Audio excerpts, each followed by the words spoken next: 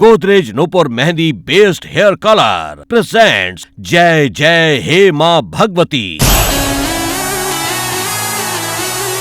नमस्कार प्रणाम लेके आ रहल बानी नवरात्र के पावन बेला में आप सबके भक्ति में झुमावे और नचावे खातिर कि मैया मोरी गावेली गीतिया हो के झूमी झूमी। आस्कर मूवी भोजपुरी के तरफ से आप सबके चहेते कलाकार के आवाज में ई बड़ी सुंदर मैया आई है दूर से।